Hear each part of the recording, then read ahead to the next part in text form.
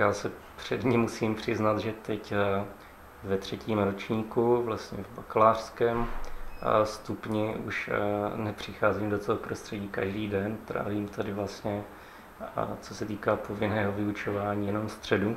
Nicméně to prostředí se mi líbí, jak budova Filozofické fakulty jako takové, která je moderní, pěkná, je tu spousta prostor, které se dají ideálně využít ke studiu.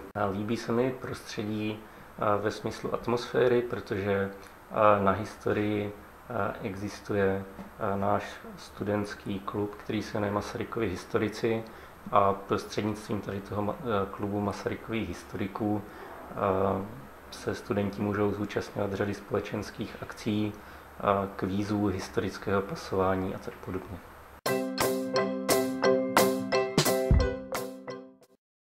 Tak mně se tenhle typ studia formou 2 oborů hodně líbí a vyhovuje mi. Myslím si, že je dobrý zejména pro lidi, kteří jdou na vysokou školu hned po maturitě a nemají třeba ještě úplně ujasněné, čemu se chtějí věnovat. Formou toho 2 oborů si můžou vyzkoušet práce v 2 různých akademických odvětvích na tom bakalářském stupni a můžou se potom rozhodnout na základě toho, v čem by rádi eventuálně pokračovali na tom magisterském stupni.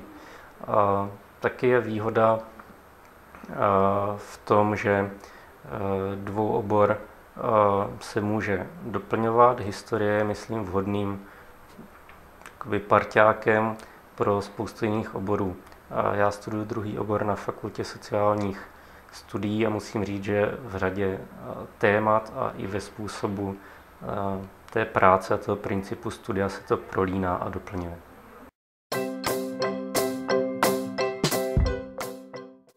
Musím říct, že historie má výhodu, protože je to obor, který poskytuje člověku veliký vhled do toho, jak se tvoří vědecké poznání, jaká je vlastně vědecká metoda práce, že má nějaké svoje pevně dané pravidla. Taky velice tříbí kritické myšlení, člověk dokáže nahlížet na řadu událostí komplexněji a ve větším, v hlubším, zejména v tom historickém kontextu.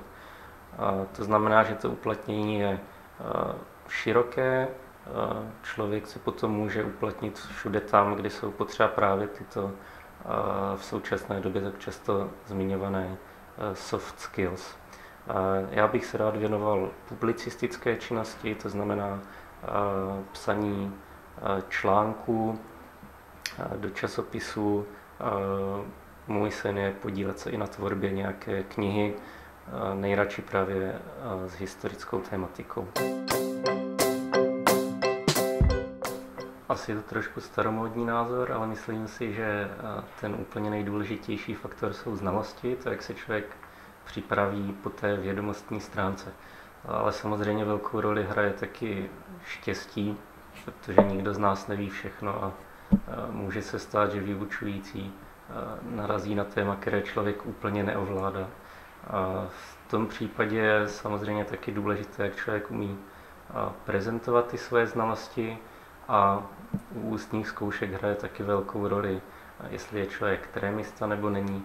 Naštěstí na historii jsou předměty zakončované různě, někde je to písemnou formou, v některém předmětu je to ústní zkouškou, takže se nedá říct, že by tady byl někdo vyloženě znevýhodněný.